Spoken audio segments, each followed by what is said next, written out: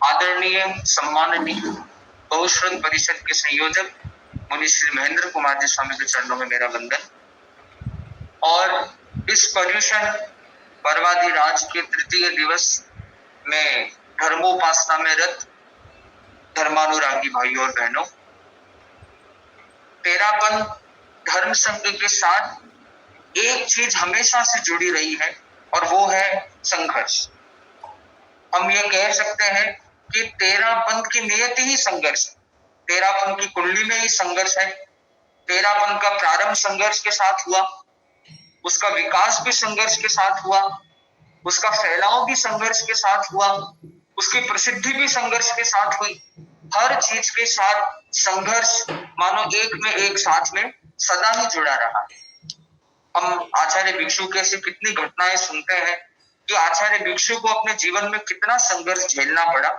पर बड़ी बात यह है, जैसे इंग्लिश की प्रसिद्ध कहावत कहती है कि भाई जो फिटेस्ट होता है वो सरवाइव करता है, सर्वाइवल ऑफ द फिटेस्ट। कि संघर्ष आना या नहीं आना ये इतनी महत्व की बात नहीं, पर जिसके जीवन में संघर्ष आते हैं वो उन संघर्षों का सामना करता है, सामना करके उन पे विजय प्राप्त करता है और वो आगे बढ़ता है। वो संघर्षों से न हार मानता है, न झुकना ही झुकता, वो अपने कदम बढ़ाता रहता है। क्योंकि पानी के प्रवाह का स्वभाव होता है कि बीच में चाहे अड़चन आ जाए, अगर पानी के प्रभाव के सामने अगर पत्थर रख दो तो पानी ये नहीं बोलती है, वो हाथ खड़े रह के खड़ी नहीं हो जाएगी, अरे पत्थर तू मेरे सामने क्यों आ गया।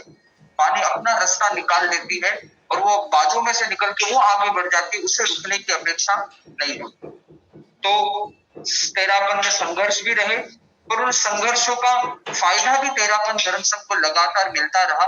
क्योंकि इस धर्म संघ के जो साधु साध्वी आचार्य श्रावक श्राविका जो भी व्यक्ति हुए, उन्होंने उस संघर्ष को समता के साथ सहा और वो समता के कारण ही वो संघर्ष हमारे लिए हितकारी बन गए, हमारे लिए कल्याणकारी बन गए।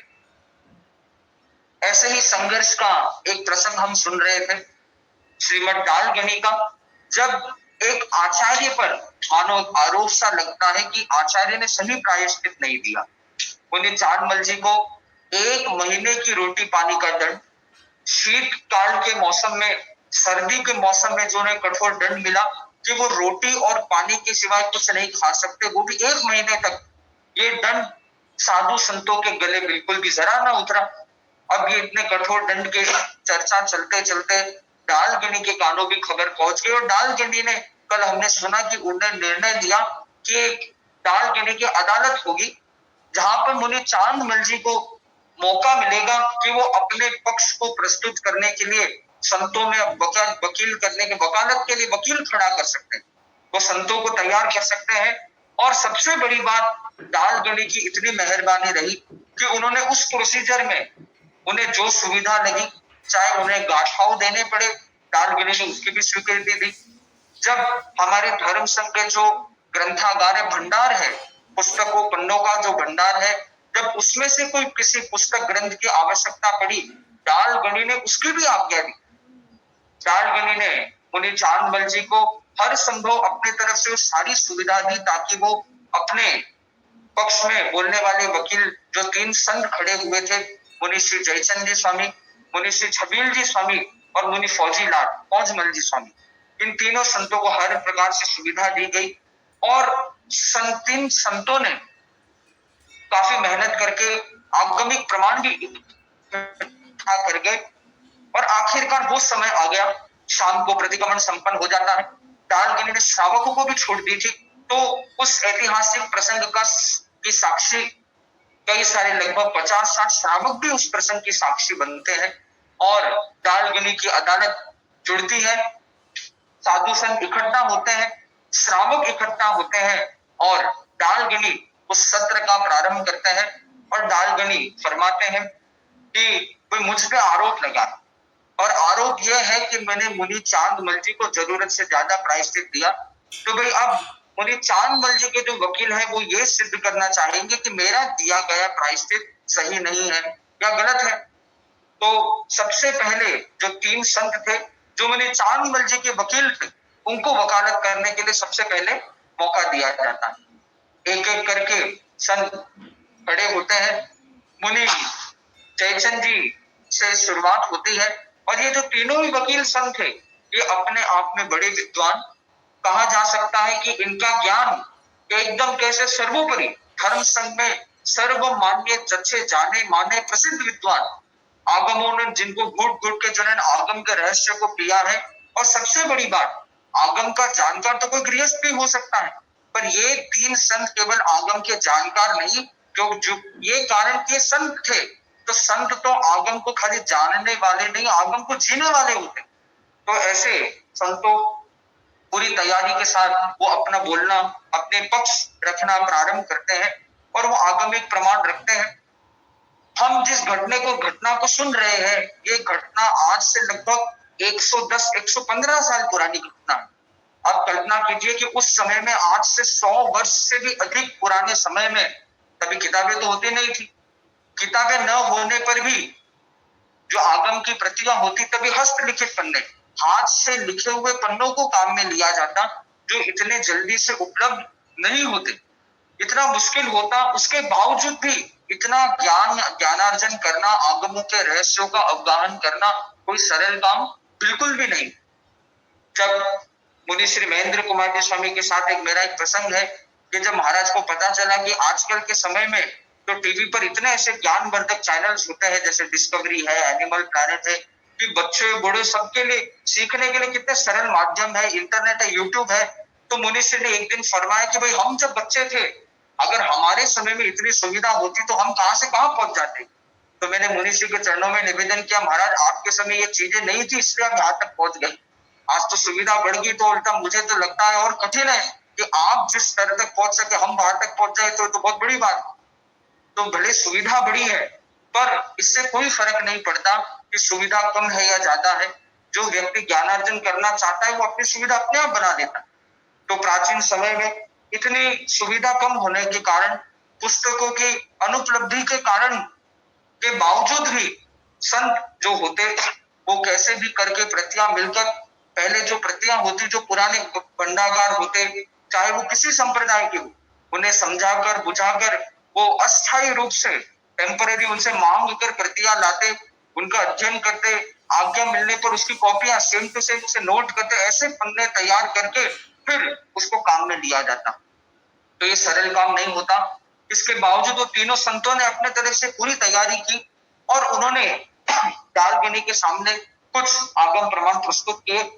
और आप लोगों के लिए मैंने भी कुछ छोटा सा होमवर्क किया कि हालांकि हम उस घटना प्रसंग का मैं साक्षी नहीं था और ना आप ही थे, और ऐसे लिखित रूप में क्या क्या प्रमाण प्रस्तुत किए ये भी मेरे सामने नहीं आया, पर तो भी मैंने खोजने का प्रयास किया। और आप इसी बात से समझ लीजिए कि मैं भी लगभग आज दोपहर में लगभग 1 बजे से लगा था, मुझे भी 4-4:30 बजे लग गए, 3-3:30 लगभग बिना ब्रेक लगे मैंने कुछ खोज किया, आगमों को टटोलने लगे। तो मुझे भी इतना शर्म लगा इसके, जिसमें तो हमारे पास काफी किताबें उपलब्ध है, कितने ग्रंथ अपने धर्म में प्रकाशित हो चुके हैं। तो आप कल्पना कर सकते हैं कि आज से 100 वर्ष से भी ज्यादा पहले ये काम कितना कठिन रहा होगा। तो मैं आपको कुछ उदाहरण देना चाहूंगा कि ऐसे क्या तरह के आगमिक प्रमाण वहां प्रस्तुत हुए होंगे। तो मैंने कुछ उदाहरण, तो मुझे बहुत सारे मिले, पर मैं कुछ आपको सुनाना चाहूंगा। एक उदाहरण जो ये मिलता है, यह निषेध आगम का, जिसे प्राकृत में निषिद्धम चयनम कहते हैं।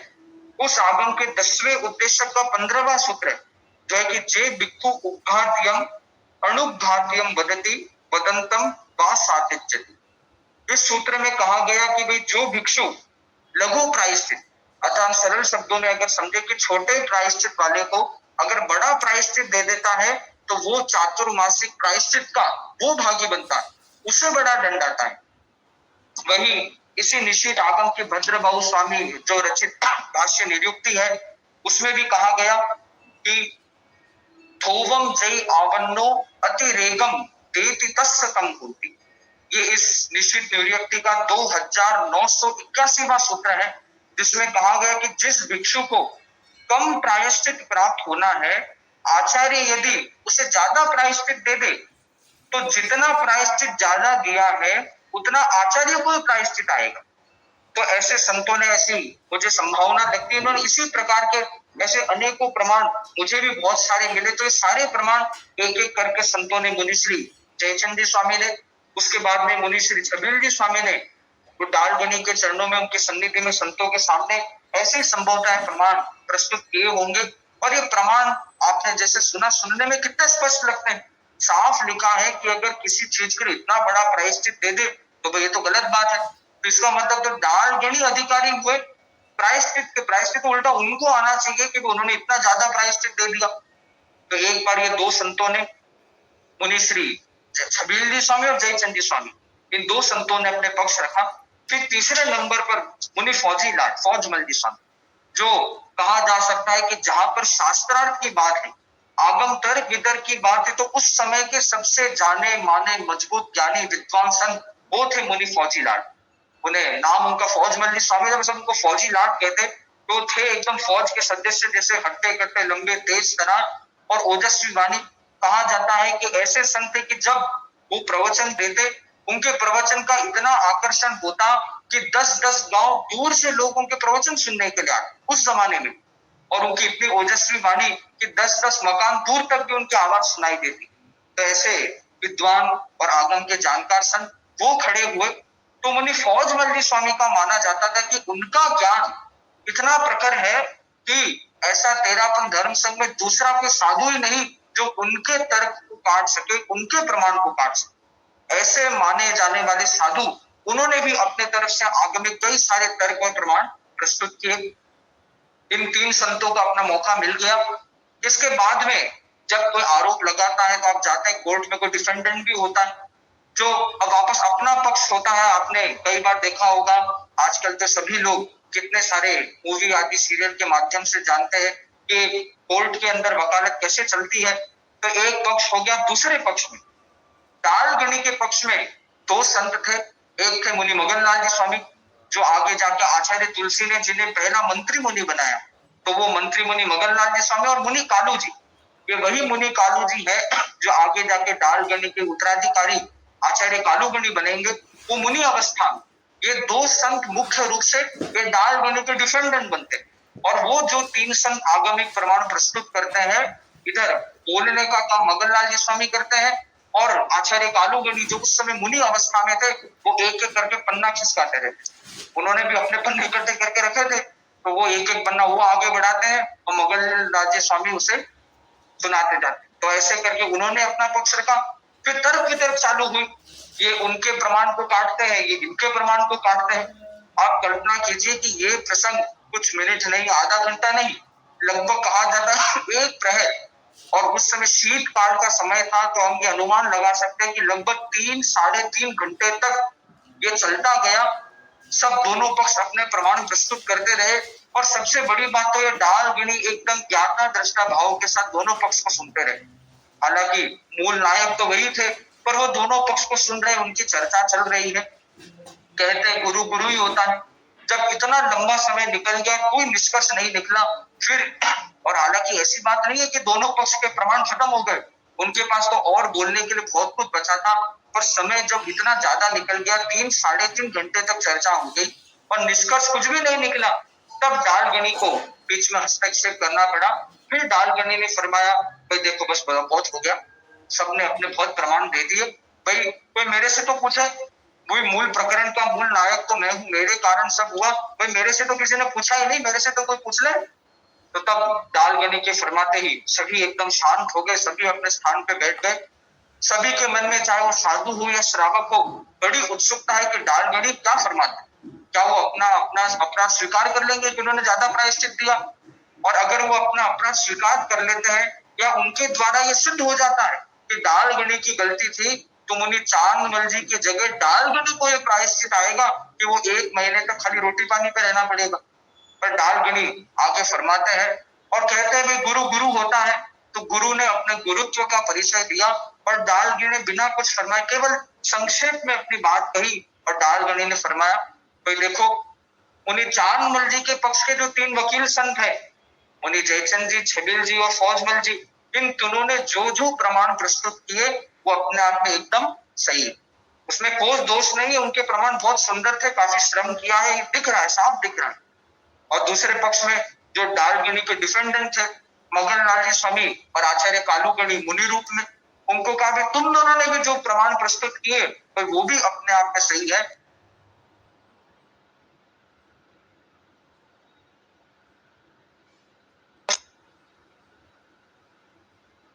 संत आगम के जानकार संत थे और उन्होंने कहा कि भाई संतो, निषेध भाष्य की चूर्णी कि उसके पेज नंबर 271 पे क्या लिखा है।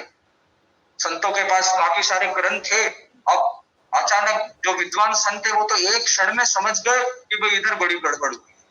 जब संतों ने वो पन्ने वगैरह निकाले, उनको पता चला, उनके मुंह खुले के खुले रह गए कि भाई गुरुदेव हमने तो सब कुछ देख लिया पर एक लाइन तो देखी नहीं। जब वो पन्ना खोला गया तब पता चला था कि इस निषेध भाष्य की चूर्णी पेज नंबर 271 पर ये ढूंढने में भी मुझे काफी श्रम लगा, ये लिखा हुआ मिला नहीं।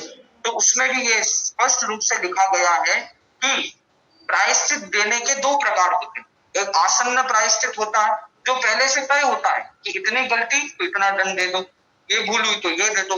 दूसरा प्रकार का प्रायश्चित होता है जिसे दान प्रायश्चित कहते हैं।